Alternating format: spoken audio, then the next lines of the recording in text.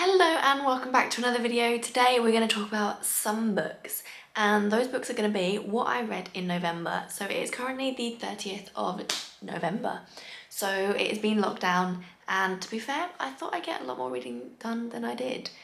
Turns out Animal Crossing is the lockdown game of the year, and I just got addicted to that again and went into a massive reading slump. So most of these books I did read about the first 2 weeks, and then I haven't read anything in about 2 weeks. So yes, the first book I did read I think was in the middle of it, perhaps at the end of October, and then I finished it at the beginning of November, and that is Howl's Moving Castle by Diana Wynne Jones. And I read this through audiobook. It was very weird. Half of this, or like the main characters, are from Wales, or one of them, and the audiobook always read his voice in the Welsh accent, and I was like, why is she doing it in a Welsh accent? I mean, you know, fair enough, but like that's a bit of a random accent to choose. Not many audiobook people choose that. And then like halfway through the book you realise he's actually from Wales, so that's a bit funny. But yeah, don't know why I told you that little story, but there you go. This follows a girl called Sophie who, her dad has sadly passed away, and her stepmom puts her to work in their family run hat shop, and she becomes very good at making hats and gives all these hats away, or sells all these hats.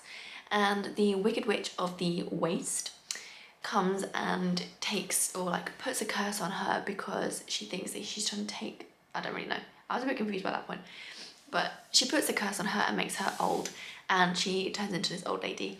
And to kind of get free of this curse, she travels to Howl in Howl's Moving Castle, who everyone thinks is a kind of girl eater of hearts, but she kind of barges her way into his house and stuff unravels from there. So if you've seen the film, I haven't, but I've heard from discussions that it is quite different from this book.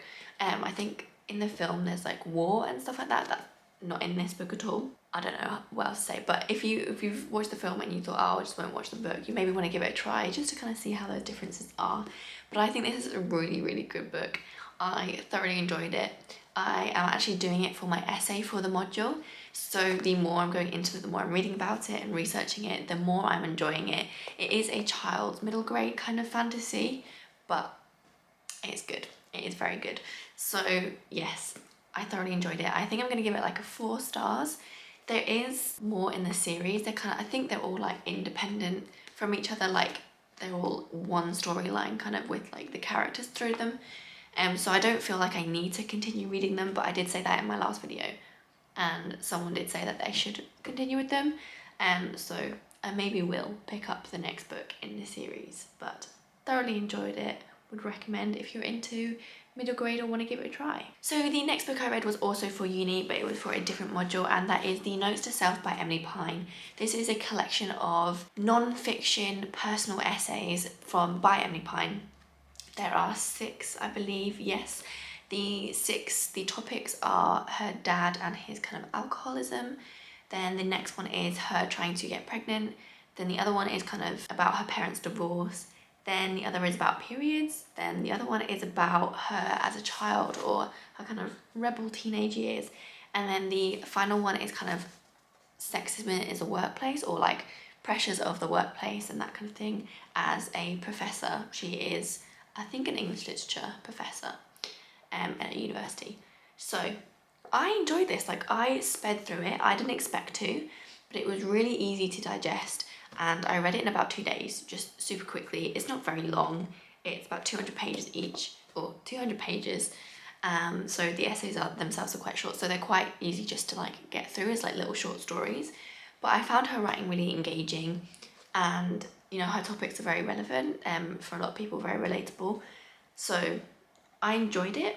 I've read some reviews that kind of maybe made me think about it a little bit more in different ways, and kind of I do see their side. I didn't personally pick up on those things, but you know, you can always change your mind after. I think I'm gonna give it a 3 stars. I don't really read non-fiction. I think this is the first non-fiction book that I've read this year. So it was very interesting to kind of like completely change the genre, and then as part of my class we had to then write our own personal essay, so that was also a very interesting experience, and kind of added a different light to like doing that kind of thing, because they're very, very personal, and you know, putting them together and publishing them for people to then read and become like, I think it was like very popular, like it did sell very well. is, you know, to do that is very kind of challenging, and you know, well done, kudos to you. Would I personally publish those kind of things? I don't know, but it's up to you, isn't it? I think it's good to like be aware of these things and know that you're not alone if you are going through similar things and things like that. So yeah, 3 stars. Would recommend, but I did read a lot of reviews that people perhaps more experienced in the genre and have read more in the genre saying that this isn't the best one that they've read and that there's better ones out there. So I can't recommend on that, but based on my experience, it was pretty good. So the next book that I read, and that is this hefty boy. I did finish it in a reading vlog, so I shall link that below. But this is The Devil and the Dark Water by Stuart Turton, and I really enjoyed this. This is just a really fun read. It is about a man who is best friends with this really renowned detective who's kind of got a Sherlock Holmes vibe to him. And he's actually been arrested, the detective, so he's been put on this ship to be sent to Amsterdam, I think, to be tried and then pretty much hanged. And then on this ship there's all this like dodgy, devilly stuff going on. People start dying, stuff starts going wrong, it gets interesting. But it is kind of just like a light-hearted take on a ship detective historical fiction book. He does say at the end as well, which I think is quite funny, that this is not meant to be like super perfect in all its historical facts. And it's like he says, apologies to, there you go, an apology to history and boats.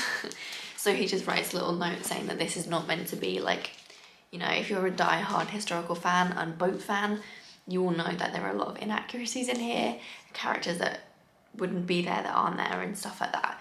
But it is just fun to read, and this is beautiful. Like, look at those end pages. So yes, I really enjoyed it. I'm gonna give this like a 4 star. I was really in the mood for like a detective-y book, and it ticked that box. The ending wasn't as dramatic as I was expecting. I don't know if that was just like my mood when I was reading it, because it was like, if you told me the events that were going on or like that would happen, I would have thought, whoa. But for some reason when I read it, I didn't feel that whoa for some reason. So that's just why it's not a 5-star read, but I did really enjoy it. And I will be picking up another one of Stuart Turton's books. He wrote the 7 Deaths of Evelyn, I can never remember the other. It's not Evelyn Hugo, that's a completely different book. 7 Deaths of, it's on the front. The 7 Deaths of Evelyn Hardcastle. There you go. That is his other book that he wrote. So I will be interested to pick that up, and I'll be putting it on my TBR to be read. Let me know if you read this. I think it's quite a new release. It was a spur of the moment buy for me. A glorious mashup of William Golding and Arthur Conan Doyle. I don't see the William Golding, but I've only read one of his books, so maybe that's why. And from what I know of Sherlock Holmes, it's similar to that. Again, never read any of the books, so I can't actually say for certain. But I've seen, you know, adaptations. So the 4th and final book that I read this month, was The Way of Kings. Part 1. I didn't get to I didn't finish part 2. I'm halfway through at the moment.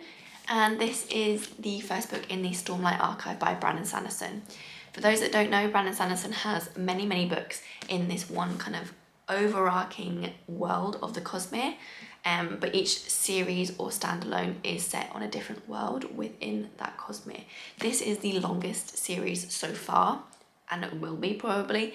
I think there's 4 books out at the moment, but I think it's meant to be like a 10-book series. The others are all like 3-book or 2 series and soup, I don't know. You know, it's complicated. But this follows 3 separate characters. We have Shallan, Kaladin and Dalinar, and it follows the events after the assassination of the King of Alethkar, which is one of the countries in the world that we are in, if I find you. So this is Roshar, this is the world that this book is set on, and we follow the events after the assassination of the King of Alethkar. Dalinar is the brother of that king, and we follow him as he kind of goes through trying to get the war, basically, that has happened because of that, and the events that have kind of stirred him, and he's kind of got stuff going on, like prophecies and weird dreams and stuff. And then we also follow Shallan, who has travelled. She is from a different country than Alethkar, but she has travelled to be the prodigy or the ward of Dalinar the niece, so the sister of the new king, and she has got kind of like ulterior motives for that reason of being there, but she's basically just becoming a scholar, and we follow her. And then we also follow Kaladin, who was from a little village but ended up being a soldier, and then he somehow ended up being a bridge man, which is kind of the lowest of the low that you can be, and basically it's a death sentence. And they carry bridges between these crevices that help them within the war and getting to battles and fighting. But it is a very rich and deep and complex world that is just incredible. And like, you've got Kaladin, who is dealing with depression, and his kind of moves and waves of it is very well done, and something I've never really read in a fantasy before. Like, depression and that kind of thing doesn't really come about, like it's never really a topic, even when you've got characters that like all their family die and everything like that in war and stuff like that, but the main character's always like, yes, we still fight on, even though, you know, I'd be pretty upset by that.